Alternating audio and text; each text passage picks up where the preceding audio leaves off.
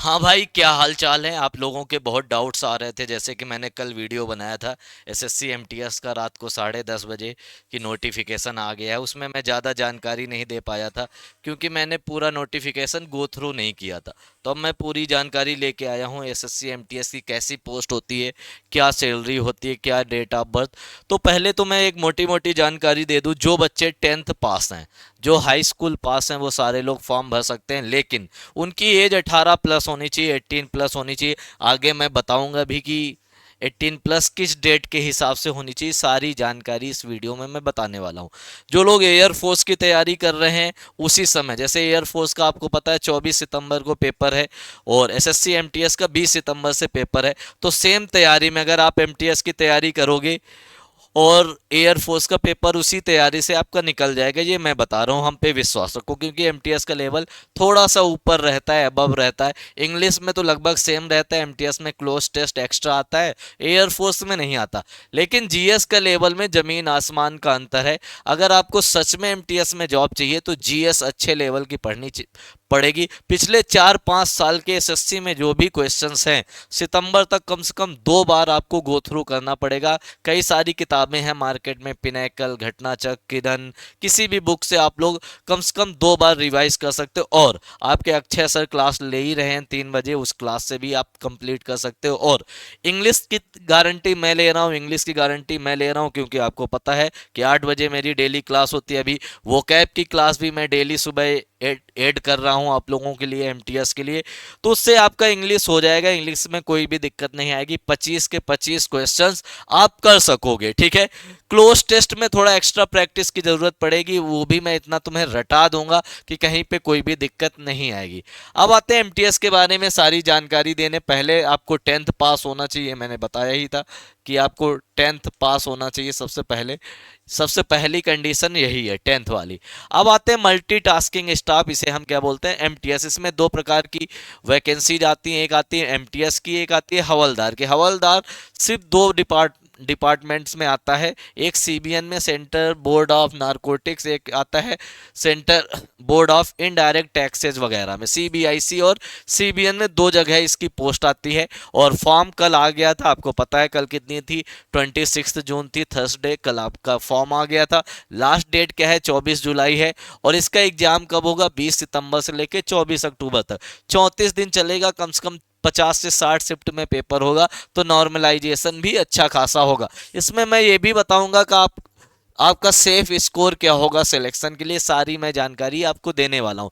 एक चीज और, अगर फॉर्म भरने में आप कोई गलती करते हो तो उसके लिए भी 2-3 दिन विंडो ओपन रहेगी, तो आप लोग एक्स्ट्रा फीस पे करके आप लोग फॉर्म भर सकते हो। अब बात करते हैं सैलरी की। तो सैलरी अगर मैं बात करूं, जैसे कि आपकी ज्वाइनिंग 2026 में होगी, 2026 में होगी, 2026 के हिसाब से ही मैं बात करूंगा। 2026 में आपकी ज्वाइनिंग होगी, तो जो एक्स सिटी में आपकी सैलरी बनेगी वो 45K, 45+ बनेगी। जो तुम्हारा इन हैंड आएगी ग्रॉस सैलरी तो और ज़्यादा बनेगी। वाई सिटी में आपकी कितनी बनेगी, वाई सिटी में 41+ बनेगी। और जेड सिटी में आपकी कितनी बनेगी, 37+। ये आपकी सैलरी अकाउंट में आएगी। ये नेट सैलरी की मैं बात कर रहा हूँ। ग्रॉस सैलरी में 2-3 हज़ार रुपए और एक्स्ट्रा कर दो, ठीक है, ये आपकी सैलरी बनेगी। क्योंकि ये ग्रुप सी की पोस्ट है, तो ग्रुप सी में इतनी सैलरी बन जाएगी और ये अच्छी खासी पोस्ट है। अगर आप लोग नॉर्थ इंडिया से बिलोंग करते हो और सीजीएल वगैरह या यूपीएससी वगैरह या कोई भी बड़ा एग्जाम टारगेट करना चाहते हो और आप फाइनेंशियली बहुत वीक हो, तो आपको सबसे पहले एक छोटी मोटी नौकरी की ज़रूरत है। तो उसके लिए आपके लिए बहुत ही बेहतरीन नौकरी है, बहुत ही जानदार, शानदार और वजनदार नौकरी है। क्योंकि इनकम टैक्स डिपार्टमेंट में काम करोगे, एमईए में काम करोगे, मिनिस्ट्री ऑफ होम अफेयर्स में काम करोगे, जीएसटी डिपार्टमेंट में काम करोगे। तो भौकाली जो डिपार्टमेंट्स भी होंगे वो भी भौकाली होंगे। कोई उंगली नहीं उठाएगा ऐरा गैरा नत्थु खैरा। हाँ, डिपार्टमेंट में थोड़ा काम पड़ सकता है कहीं कहीं पे, वो आपकी लोकेशन के हिसाब से होगा।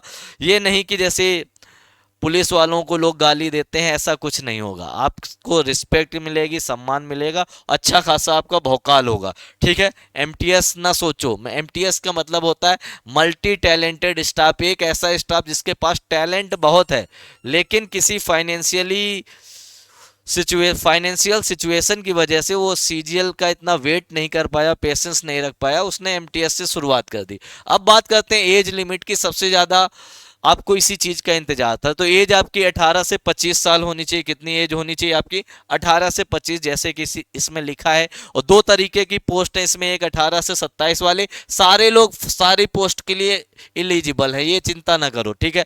18 से 25 वालों के लिए 2 अगस्त 2000 से 1 अगस्त 2007 के बीच में आप डेट ऑफ बर्थ होनी चाहिए। इसको भूल जाओ, याद क्या रखना, ये 2 अगस्त 1998 से 1 अगस्त 2007 के बीच में आपका जन्म होना चाहिए, तो आप फॉर्म भर सकते हो। अगर आपका जो बर्थ डेट है 2 अगस्त 1998 है, 1998 है, तो फॉर्म भर दोगे। और आपका बर्थ डेट अगर 1 अगस्त 2007 है, तब भी आप फॉर्म फिल कर लोगे, कोई भी समस्या नहीं आएगी। ये सारी जानकारी थी। और क्या जानकारी भैया? एज की जो एज जब काउंट होगी, कब से काउंट होगी? 1 अगस्त 2025 से, ये आपको पता ही है। और कैंडिडेट को क्या पास होना जरूरी है? सबसे पहले एजुकेशन क्वालिफिकेशन ही आता है। आपको मैट्रिकुलेशन होना चाहिए। मैट्रिकुलेशन का मतलब है इंडिया के किसी भी रिकॉग्नाइज बोर्ड से, जिसको भारत सरकार रिकॉग्नाइज करती है, उससे आप 10th की डिग्री होनी चाहिए। 10th को ही मैट्रिक बोलते हैं, मैट्रिक लेवल ही एग्जाम होता है, ठीक है। और इसका सिलेबस क्या होता है तो आपको पता है, ये सेक्शन 1 है। सेक्शन 1 सिर्फ क्वालिफाइंग होता है। क्या होता है? क्वालिफाइंग।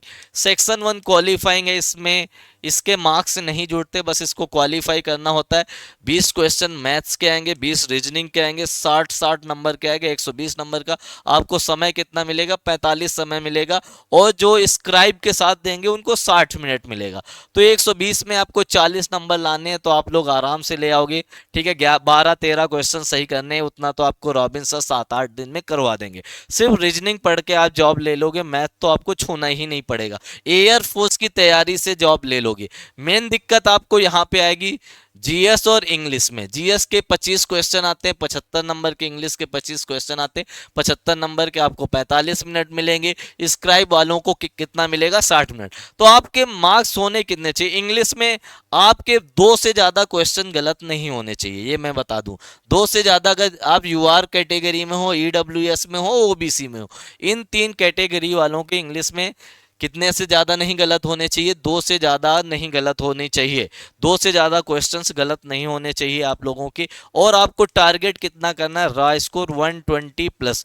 120 प्लस टारगेट करना। मुझ पे विश्वास रखो, अगर आज से 8-10 घंटे आप पढ़ना शुरू कर दो, 4-5 घंटे इंग्लिश, 5 घंटे जीएस, 2 घंटे लेक्चर्स देखो और 3 घंटे रिवीजन करो, और एक एमसीक्यूज बुक ले लो, पीवाईक्यू, कोई भी प्रीवियस ईयर की कोई भी बुक ले लो, सिर्फ एमटीएस की ले लो 4-5 साल की, उसको रट डालो, इंग्लिश और जीएस। और बुक्स बहुत अवेलेबल है, मैंने ऑलरेडी बता रखा है। 120 प्लस आपके नंबर आ जाएंगे। किसी को कोई दिक्कत हो तो ये मेरा नंबर है, किसी को किसी बुक की पीडीएफ वगैरह, नोट्स वगैरह चाहिए तो मैं दे दूंगा। इंग्लिश और जीएस के नोट्स की मैं गारंटी ले रहा हूं। अगर आप सीरियस कैंडिडेट हो एमटीएस के, तो मैं आपको नोट्स भी प्रोवाइड करा दूंगा। और बुक्स की के बारे में मैंने बता ही दिया है कि कौन कौन सी बुक्स फॉलो करो। रीजनिंग सिर्फ आपके रॉबिन सर की क्लास से हो जाएगी, रीजनिंग और मैथ। मैथ आप पढ़ना ही नहीं, सिर्फ रीजनिंग पढ़ के आपका सिलेक्शन हो जाएगा। और जीएस वाली क्लास जो 3 बजे होती है वो तो देखना ही है, उसके साथ पीवाईक्यू भी सॉल्व करना है, ठीक है। 25 क्वेश्चन आएंगे 75 नंबर के इंग्लिश के, 25 क्वेश्चन आएंगे 75 नंबर के जीएस के, ये आपको पता ही है। कंप्यूटर बेस्ड एग्जाम होगा, ये सबको पता है। 45-45 मिनट दोनों सेक्शन के लिए मिलते हैं। 2 सेक्शन होते हैं इस पेपर में, दोनों के लिए कितने मिलते हैं? 45 मिनट्स, 45 मिनट्स, ठीक है। उसके बाद क्या आते हैं? इसके बाद हाँ, एक सेशन के बाद फिर दूसरा सेशन शुरू हो जाता है कंप्यूटर में, ये बताया गया है, ये सबको पहले से ही पता है। सिलेबस में क्या है? सिलेबस में मैथ्स के वही सारे टॉपिक हैं, इस पे आपको ध्यान ही नहीं देना। मैथ्स वाले को, अगर आप एमटीएस की तैयारी कर रहे हो तो इसको छोड़ दो, मैथ तो भूल जाओ 2-3 महीने के लिए, अगर एमटीएस की तैयारी। रीजनिंग वाले में आप रॉबिन सर की 7 क्लासेस जो स्टेनो के लिए करा रहे हैं उसी से कर लेना, हो जाएगा। नहीं तो मैं बोल दूंगा कि एमटीएस के लिए 7-8 क्लासेज ऐसी करा दो सर, जिससे बच्चों के 40 मार्क्स आ जाए। ज्यादा करके क्या करेंगे? 40 से ही उनका सिलेक्शन हो जाएगा। मेन है सिलेबस जीएस का। जीएस का क्या होगा?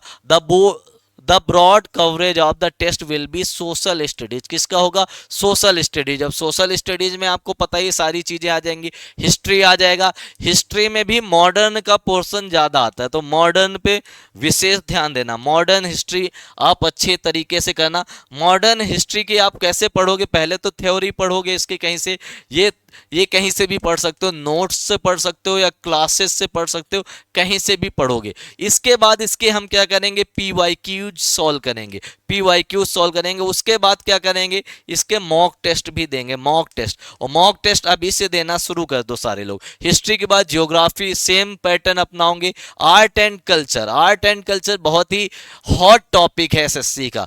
आर्ट एंड कल्चर से कम 6 क्वेश्चंस यहीं से आएंगे, क्योंकि एसएससी एमटीएस में जो स्टैटिक जीके होता है उसी से 25 में से 10 क्वेश्चन सिर्फ स्टैटिक जीके के आएंगे और 5 से 6 क्वेश्चन सिर्फ आर्ट एंड कल्चर से आ जाएंगे कि ये म्यूजिक घराने वगैरह, ये वायलिन कौन बजाता है, ये सारी चीज़ें डांस से रिलेटेड आ जाएंगे। तो सारी चीज़ें आर्ट एंड कल्चर में आ जाएंगी। सिविक्स, सिविक्स क्या है? ये पॉलिटी है। पॉलिटी में भी कुछ टॉपिक्स पे आपको विशेष ध्यान देना है, जैसे कि कौन से टॉपिक्स होंगे? सबसे पहले तो आपको आर्टिकल्स मतलब अनुच्छेद, उसके बाद क्या पढ़ोगे? अमेंडमेंट्स पढ़ोगे। उसके बाद जो पार्ट्स हैं, पार्ट्स अमेंडमेंट्स आर्टिकल्स में तो पढ़ ही लोगे अच्छी तरीके से।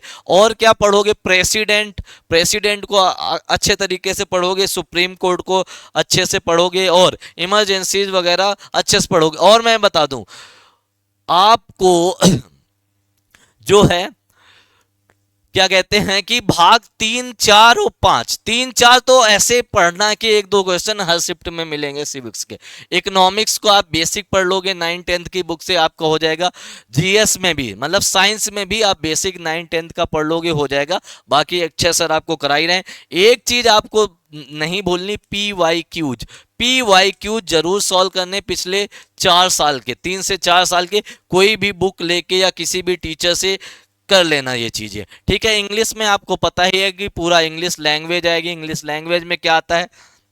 ग्रामर आ जाएगा, वॉइस नरेशन आ जाएगा, ये तो सब ग्रामर का पोर्शन। एरर्स आएंगे, फिलअप्स आएंगे, सेंटेंस इंप्रूवमेंट आएंगे। उसके बाद वोकैबुलरी आएगी। वोकैबुलरी में पूरी वही आएगी, सिनोनिम्स, एंटोनिम्स, इडियम, फ्रेजेस, ये सारी चीज़ें आएंगी। वन वर्ड्स आएंगे, स्पेलिंग मिस्टेक्स आएंगे। सबसे ज़्यादा वोकैब का ही पोर्शन आएगा। 10 क्वेश्चन आपके वोकैब से आने वाले हैं। फिर एक पैसेज या क्लोज टेस्ट आएगा। पिछली बार क्लोज टेस्ट ही आया था, 5 क्वेश्चंस आपके क्लोज टेस्ट के मिलेंगे। उसके बाद फिजिकल इफिशियंसी टेस्ट जो होगा ये सिर्फ हवलदार की पोस्ट के लिए होता है। फिजिकल जो होगा वो सिर्फ हवलदार की पोस्ट के लिए होगा, एमटीएस के लिए कोई भी फिजिकल नहीं है। अगर आप हवलदार की पोस्ट के लिए एलिजिबल हो तो उसमें आपको वर्दी भी मिलती है, वो सीबीआईसी और सीबीएन में सिर्फ 2 डिपार्टमेंट में आपको ज़रूरत होगी। और क्या फिजिकल होगा? आपको वॉकिंग करना होगा 1600 मीटर्स 15 मिनट्स में और 1 किलोमीटर फीमेल के लिए 20 मिनट्स में। मेल और फीमेल के लिए दोनों के लिए दे रखा है। उसके बाद ये हमारा चैनल है, आप लोग ज्वाइन कर लो। Telegram channel English by Sandeep Thakur join कर लो। उसमें क्विजेस वगैरह मिलेंगे, सारी इन्फॉर्मेशन मिलेगी, क्लास की पीडीएफ्स मिलेंगी। और SSC exam rankers Telegram channel join करना ना भूलो। एक चीज़ मैं और बता दूं वैकेंसीज के बारे में, तो वैकेंसीज जो है अभी रिपोर्ट नहीं हुई है। वैकेंसीज जो हैं अभी रिपोर्ट नहीं हुई हैं, ठीक है। और मैं बता दूं कितनी वैकेंसीज आपकी रहने वाली हैं। अभी तो 1100 करीब वैकेंसीज रिपोर्ट हुई हैं। जो वैकेंसीज अभी आपकी रहने वाली हैं 7 से 8 हज़ार की उम्मीद है, और ज़्यादा भी हो सकती है, क्योंकि अभी पिछले साल वालों की सबकी ज्वाइनिंग नहीं हुई है। तो कई लोग जॉब भी छोड़ेंगे क्योंकि उनका सिलेक्शन सीजीएल में हो गया होगा, सीएचएसएल में हो गया होगा। एसएससी जीडी का रिजल्ट अभी आएगा फाइनल वाला, अभी तो उसी का आया है। और क्या कहते हैं एसएससी जीडी हो गया। बहुत लोग अभी सीपीओ के फाइनल रिजल्ट में जाएंगे, बहुत लोग स्टेनो के फाइनल रिजल्ट में जाएंगे, इनका रिजल्ट तो अभी आना बाकी है। तो आप लोग वैकेंसी 7 से 8 हज़ार वैकेंसीज मांग के चलो। और सेफ स्कोर मैंने बता दिया था 120 प्लस स्कोर करना है। किसी को कोई डाउट हो तो ये मेरा नंबर है, आप इस नंबर पे डाउट पूछ सकते हो, ठीक है।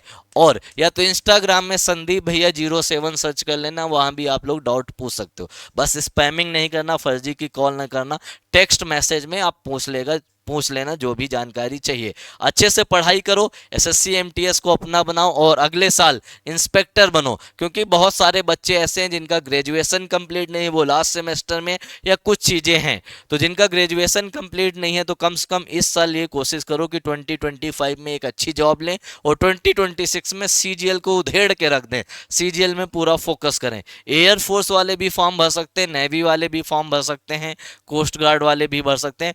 बाकी सारे एसएससी वालों को तो पता ही है, आप लोगों को फॉर्म भरना ही है जो भी एज क्राइटेरिया में आ रहे हैं, क्योंकि 10th पास तो लगभग सारे लोग होंगे, 99.9% लोग 10th पास हैं आजकल। ठीक है, फिर ऐसे ही वीडियो के साथ मिलेंगे। एक चीज और मैं बता दूं, इसका आपको लग रहा होगा जो नए बच्चे हैं कि भैया ओटीआर रजिस्ट्रेशन कैसे करें, तो ओटीआर का वीडियो भी मैं डाल दूंगा कल। ठीक है, ओटीआर का वीडियो डालूंगा, उसके बाद फॉर्म फिलअप का भी वीडियो मैं डाल दूंगा। तो एक दो दिन अभी इंतजार करो फॉर्म भरने में, और भी कोई इन्फॉर्मेशन होगी मैं सारी चीज़ें फॉर्म फिलअप में लेके आऊँगा। तो अभी आप लोगों को इंतजार भी करना है, एक दो दिनों का फॉर्म फिलअप का इंतजार करना, ओटीआर का भी कर लेना। ठीक है, ओटीआर रजिस्ट्रेशन का मैं वीडियो लेके आ जाऊंगा, तो सारे लोग इंतजार करो। और सीएचएसएल के भी फॉर्म फिलअप का मैं वीडियो ले आऊंगा, उसका तो मैं कोशिश करूंगा कि आज ही शाम तक डलवा दूं। ठीक है, मिलते हैं अगले वीडियो में और रात के 8 बजे वाली क्लास में। तब तक के लिए सभी को बाय बाय, जय हिंद।